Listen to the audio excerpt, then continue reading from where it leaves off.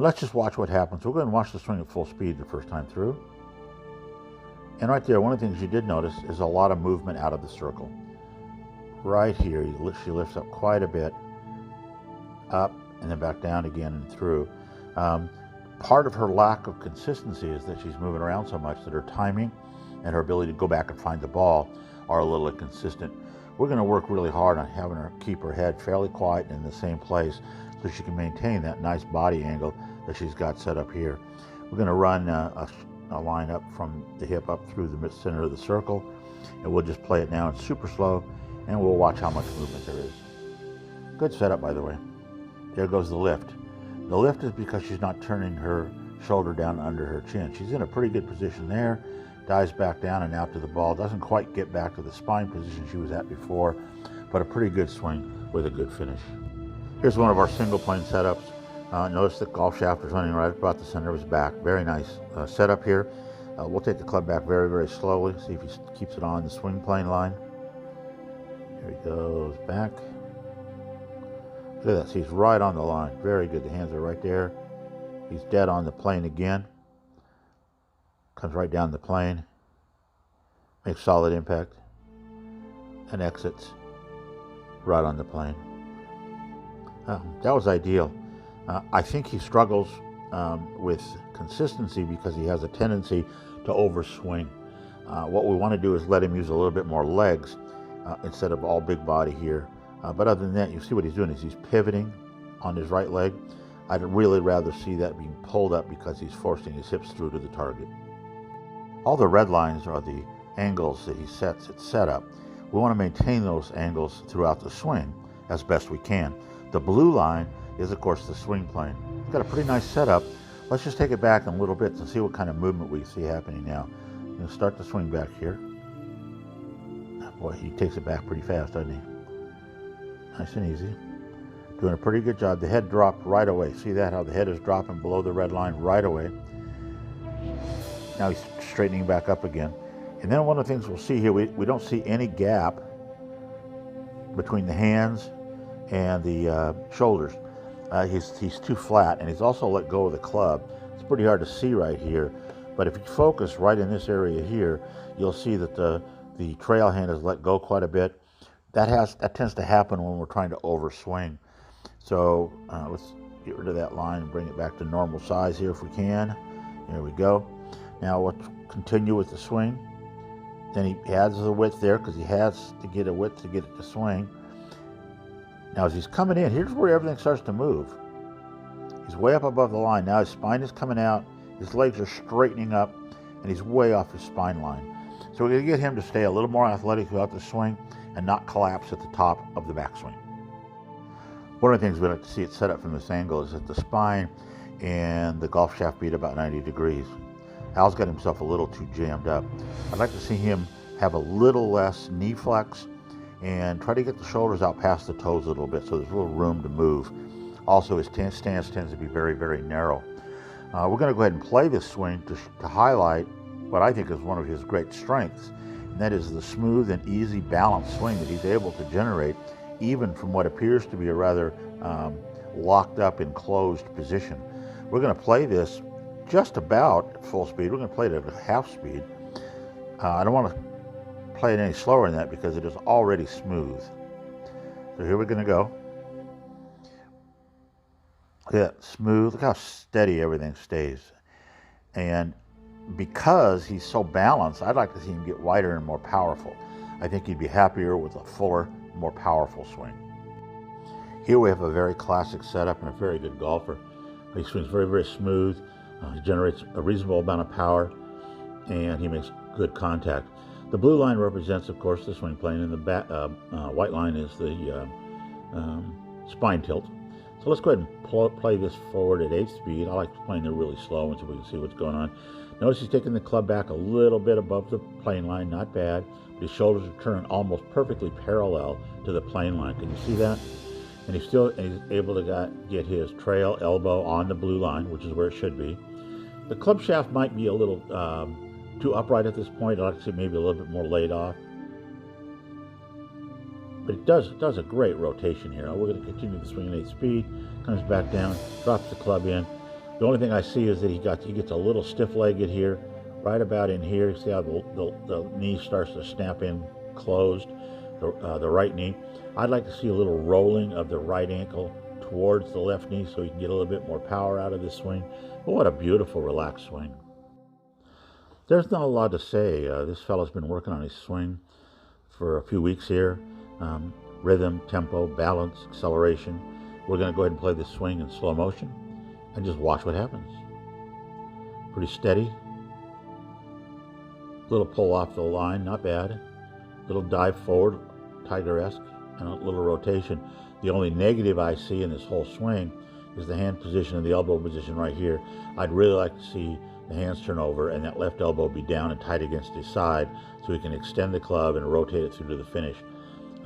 Did a good job, and he's come a long way. I'm really proud of him.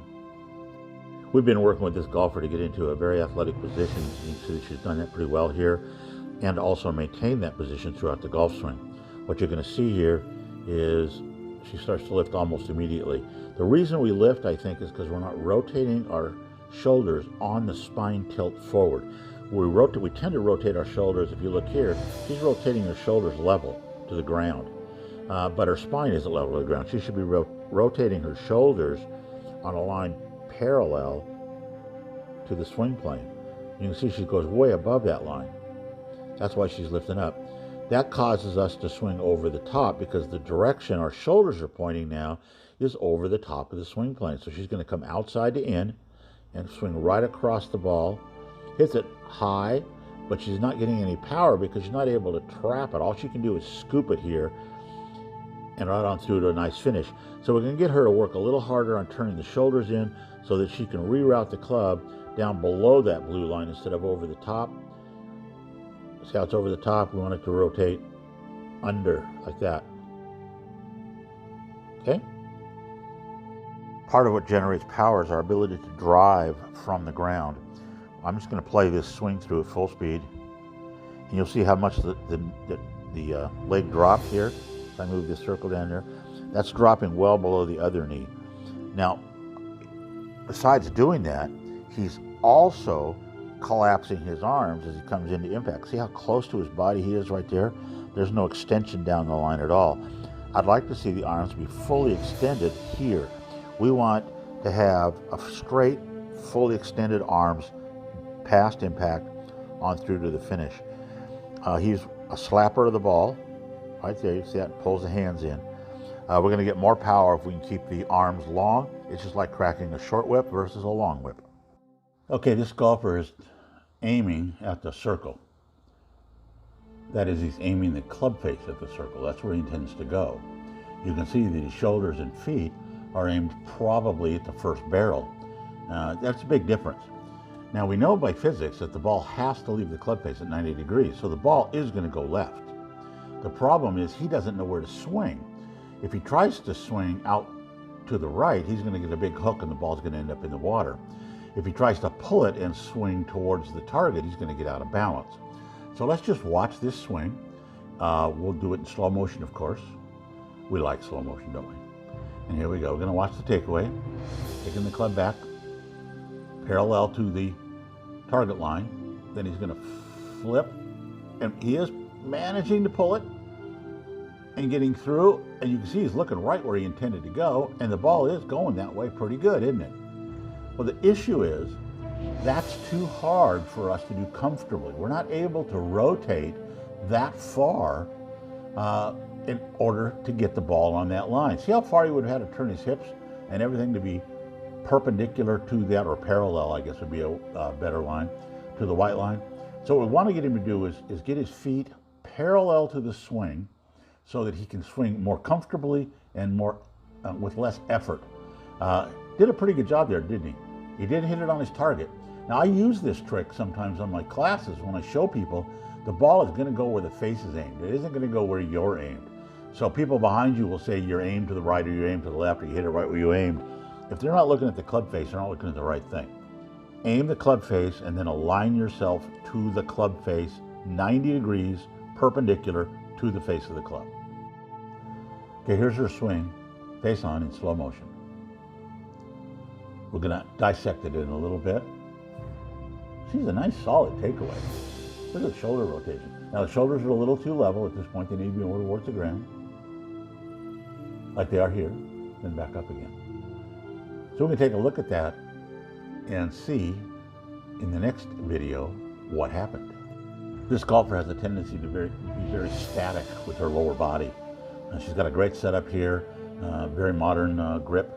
But what we're going to see is as we go back, the legs don't do anything, which is all right on the backswing. I kind of like the legs to feel pretty solid on the backswing.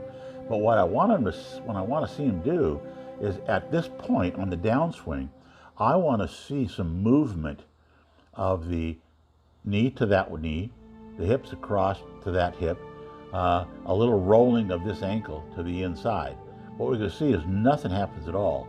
She does move her hip towards it a little bit, but she gets all jammed up and she ends up totally straightening both legs. Not a lot of power in that. And one of the things she asked for is, how do I get more power? Well, you're going to get more power by using the biggest group of muscles you have, which is from about here down to here. So we got to use our stomach, our glutes, our thighs, definitely our calf muscles. Move those in. If you ever watch Phil Mickelson golf in shorts, and he's been doing that recently on TV on the practice rounds, you'll see some amazing calf muscles. Work on those, make those legs work, drive that right knee to the left knee, drive the right hip to where the left hip is, and use your lower body. Sometimes we use multiple training aids. In this case, we have the lie board, so she doesn't have to worry about hitting the ground, and we have the alignment tee.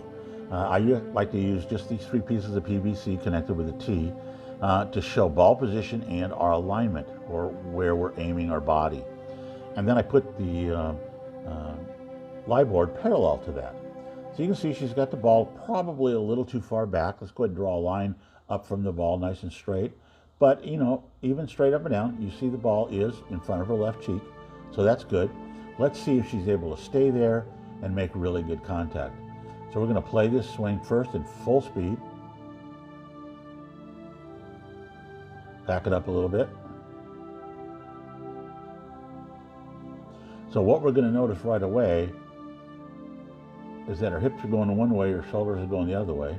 Both knees are straightening, got no flex in it, and then she collapses right here. What she's trying to do is get as much hinge as she can, but she's not turning and not getting her hands up. Right in here is a little tight. I'd like to see a little gap there on the backswing. Then as she comes in, nothing moves except the upper body. The lower body doesn't drive. We want the lower body to move to the target, aggressively move to the target. And that'll help her get more power and extension down the line. Notice how close she is here. She has a tendency to stay close. Notice that the whole swing is tight. We're going to get her to create some width, get a great big wide circle for her swing for her hands, as wide as we can. This is another one of our golfers making the switch back to a single plane swing. There's a couple of things we need to change. We need to get him to have a straight lead side that's parallel to the lead leg. So he's got to have his shoulder on the white line. He also needs to move the club back to about here. So the club head is back under his nose, because if he was tilted back, his nose would be right above this line here. So what he's going to do is on the backswing, he will get to that point. But if he started on that point, he'd be in a better position because he wouldn't have to move as much. The idea behind a single plane swing is to take away as many moving parts as I possibly can. Okay, now at this point here, we'd like to see the club pointing a little bit towards the target line. It seems to be pointing a little bit behind him. So we want a little flatter club at this point here. So the club head would be probably over in here somewhere, a little flatter. Then he could fire the club out to the ball. Does a pretty good job to there, right through the line and extended. Now I'm going to clear everything out of the way. At this point right now, we want both arms fully extended. Now that's really hard to do. I've been doing single plane now for almost 15 years, and I'm still struggling getting that full extension. I love watching Todd Graves at the Graves Academy and how well he extends his arms down. In fact, I envy that. But he even pulls him in tighter here.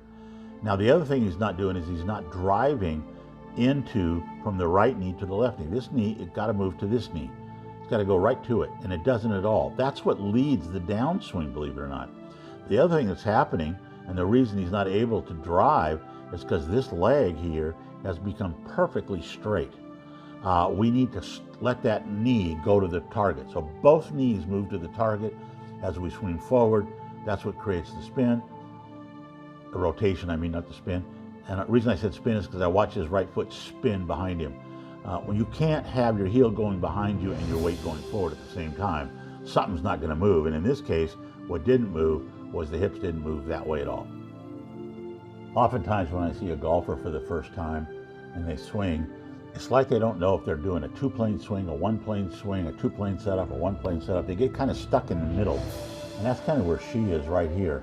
If she was in a two-plane swing, she would have a setup where the hands were down and the golf shaft was out here at like 144 degrees. You can see that her arms are way out. Now she still has 144 degrees, but the arms aren't hanging down from the shoulders. So what we got to do is figure out, do we want a straight line setup, which would look a little bit more like the club and the arm and all that would be on this line, so the hands would be up a little higher, or do we want the two-plane setup? I think it's really difficult to be between the two of them. The other thing we notice is that she's got no flex in the knees at all. That's a one-plane setup.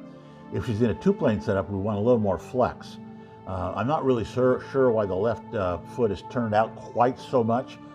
Generally, if straight ahead was noon, I like no more than 11 o'clock rotation. This is almost all the way around to 9 o'clock, so that's a big turn. Let's just go ahead and watch the swing. Now we'll play it through first in fast motion and see what happens. Let's get all this other stuff out of the way. Let's just watch the swing. Up and down. Now, she swings very hard. She's very strong, very athletic. But what happens, see how she's up like this, way up out of the swing and back down? She can't find the bottom. Of the things we have to control in our golf swing is the face of the club, because that's where the ball's going to go. We got to control the path of the club, because that's where the ball's going to curve. And we got to control the pace of the swing. That's whether or not we're swinging in control. And lastly, we've got to find the bottom. Now here you can see she missed the bottom by almost missed the ball. So how do we do that? Well, the first thing we're going to do is practice hitting the ground. I like my students to believe that the purpose of the golf swing is to hit the ground. We hit the ground with every club except the driver and the putter. And I've been known to hit the ground with the putter, not intentionally. So let's go ahead and draw in a line here on her spine tilt. We'll do it in red. We'll run right up her shirt seam here. And let's watch the takeaway now. She's pulling up and up and up and up and up and up and up and up and up and up. She is maybe a foot and a half away from the ball more than she was at setup. How in the world could anybody expect at 75 miles an hour to get back to that little inch ball? And she didn't. And she didn't get back to where she was at setup. You can see that too. So one of the things we're going to ask her to do is learn to swing in slow motion. Now, believe it or not, golfers can't swing in slow motion. Well, most of my golfers can't. They need to learn how to do that. It's not natural. I love going to the park and watching Tai Chi, the yoga, the karate guys moving in slow motion. If you ever get a chance to watch the movie Roadhouse, watch Patrick Swayze practice in his backyard in slow motion. I believe we need to move in slow motion. In slow motion, we would feel when we start to lift. In fact, she would feel that. And if she didn't feel it, I'd put a stick right across the top of her head, right there, and I'd hold it. I'd be standing right here, and I would be going tap, tap, tap, tap, tap, your head went up. Tap, tap, tap, tap, tap, your head went up. Pretty soon she wouldn't raise her head, or she'd have a little bald spot.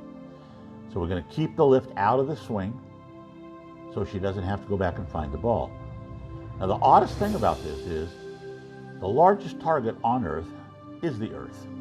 The fact that we have so much trouble hitting it kind of is odd. And if you look at the picture here, you look at all the holes that have been dug into this golf course all around. Those are people that are hitting the ground. They're not hitting the ground where they want to, unfortunately. So we're going to work really hard on getting her to decide between a single plane or a two-plane setup and how to keep my spine tilted forward and stay on the angle that I've started. Let's go ahead and play this swing at full speed. Boy, the ball went pretty hard to the right. Do we know why? Do we know why the swing fell apart? That's one of the things we ask ourselves when we're done swinging. Why did the ball go that way? What is it I did to create that ball flight? Most golfers just get upset that the ball went in the wrong direction.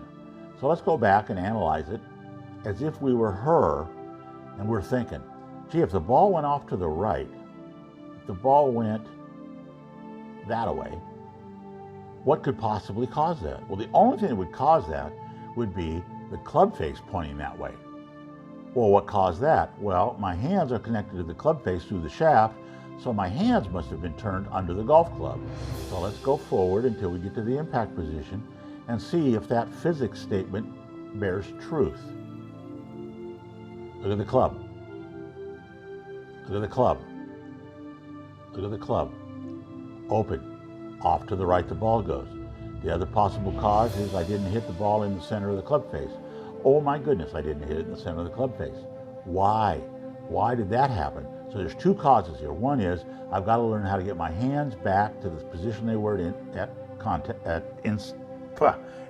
setup, so that at the moment of impact my hands are rolling closed, which means my right hand is passing over the top of the left hand. The right hand doesn't go under, it goes over. The other possibility is I've moved. So let's just take a look at the swing again in slow motion. Why did the ball go to the right? Let's take a look and see if she moved. We'll draw a little line up from her hip to her ear. Oh my goodness, she's pulling away from the golf ball, way away from the golf ball. Does she get back to the golf ball far enough to make good impact? No, she doesn't. She's too far away, can't hit the ball solid. If we swing slower and don't think about where the ball's going to go, but we think only about the moment of impact, we're going to be able to look at our swing in our own eyes like I'm looking at it with this video. Most golfers, especially the ones that come to my class, are so busy trying to figure out where the ball went that they don't figure out what they did. They can't answer the question, what happened? Answer that question after every swing. What happened? Sometimes it's a good result, sometimes it isn't. In the background here you see this little board. We use that board to help him figure out his face alignment. What we did is we put the board just outside of his golf ball, pointing at the flag, which was this target right there, pointing at the flag, so that he could put his club head behind it and get the club head square or perpendicular to the target. The club head has to be aligned at the bottom of the club face for the irons, top of the club face for the woods. So he's learned how to align pretty good. The only thing I see here is that his shoulders aren't parallel.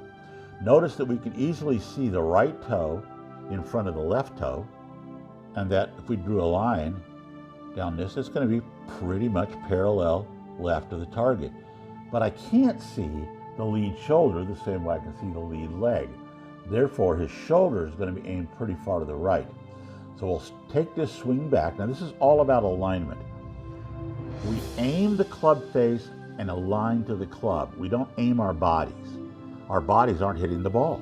It's the face of the club that hits the ball. So when do we get to see, right there, there's where he should be a setup. Now you can see that the shoulders and the feet are on the same line, parallel left of the target. Now he turns nicely. Little lifting going on, a little over the top. That's a path issue. Path creates spin. Spin creates curve. We don't want curve. And he didn't get the club face back to the target. Off to the right he went. So if he were to ask himself what happened there, he would have to say, I went over the top. See that? That's called over the top. Over the top of what? Over the top of the parallel swing plane. I went over the top of the swing plane, and off to the right it went with a big curve. So the path created a curve, the face created the wrong launch direction. All of it could have been solved by learning how to swing under the plane. Notice I drew that plane in without even knowing where his hands were at the time. Go back and look at the video. Thanks. I'm going to start this video from right here. This is his setup process. This is what he's going through to make sure he's perfectly centered in the middle of his swing. Not in the middle of the ball. That's not the important part. I got to be centered in the middle of the swing. I've got to have a good grip. So I'm going to play this forward from here at about full speed. Let's see what happens. Okay, now we set. Oop. Now I'm going to go back and watch that process over again. And now we'll do it at very slow speed. All right, now let's take a look.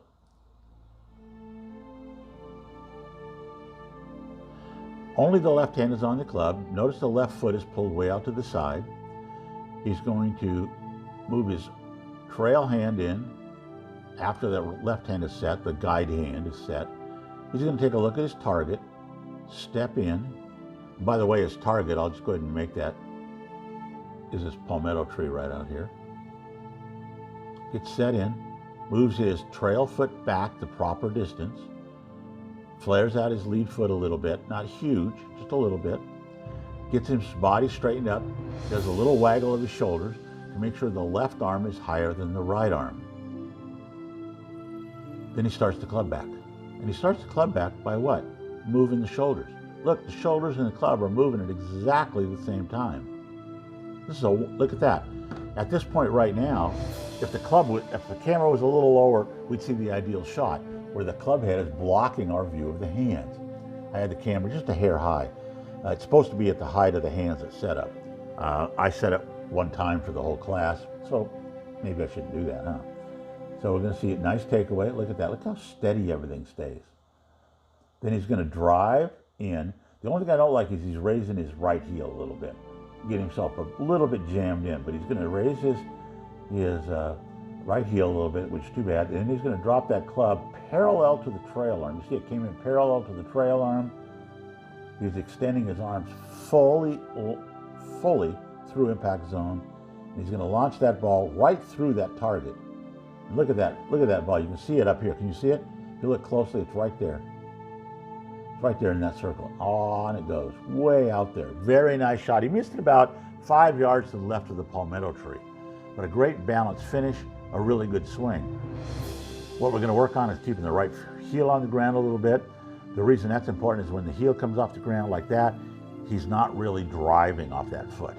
We want to drive off the right foot onto the left foot. Can't drive from that position. Drive with the feet on the ground. Every once in a while, people accuse me of being tin cup by having so many gadgets. I hope those gadgets help people feel how to swing. What Joe here had a tendency to do was to buckle the left wrist. This device with the bar up the hip, up the forearm, and then another bar down with the club, keeps that from bending as much. There's a little resistance there. Not so much that it becomes rigid. Now he can still hinge the club up and down. So let's go ahead and clear this out of the way. We'll play the swing at half speed. Joe's got a pretty good swing. Good turn. Now only thing I saw was because he couldn't flip it here. Watch this coming in. He wants to be underneath the club. You can see how much bend he's putting in that shaft right now. He's trying to break that left wrist down, and the shaft is preventing him from doing that, so he has to rotate it. All he needs to do here is to figure out a way for him to get from this position to the exact matching position on the other side. The exact matching position would be the arms are here, and the club is here. The back of the trail hand would be facing the camera. The palm of the lead hand would face the camera. And you can see as he gets to that position, which would be the matching position, he's almost let go of the club completely with the trail hand, and he can't quite rotate it around. That's what we're trying to fix. Believe it or not, that's the only issue right now that's important to Joe. That's the thing we got to get working. When he gets that working, it's going to be juice. I tell you, it's going to be really good. Looking here at Sharon, we're going to see a pretty good takeaway. Watch, everything moves together. Not a lot of rotation of the arms. It just goes back through, but there's a lot of lifting going on. Her issue is she loses the length of her swing because, and I'm not sure why this happens. My belief is we subconsciously want to help the ball in the air. So when we come down, instead of keeping our arms nice and long like they are right here, we start to pull up like we are here, thinking that's going to help us get the ball in the air. We have to trust the manufacturer knew what they were doing. And at this point right now, I want to see those arms fully extended that way, just like they're fully extended that way. Look how wide she is there and how narrow she is there. There's a lot of space between her chest and the hands there, and not a lot right there, is there? We have to make the swing a circle. It's a little bit of an elliptical circle, sure, but it's still round. It's not to be a V. It's supposed to come, I don't know if I can draw this freehand or not. It's supposed to go boom, like that. It's narrower, it's supposed to be narrower on the trail side and longer on the forward side. Hers is just the opposite. It's longer on the trail side, narrower on the fall side. Got to get those hands out there. Hey, this is Coach Dave. I hope you had a great week. See you all next week. Have a great Sunday.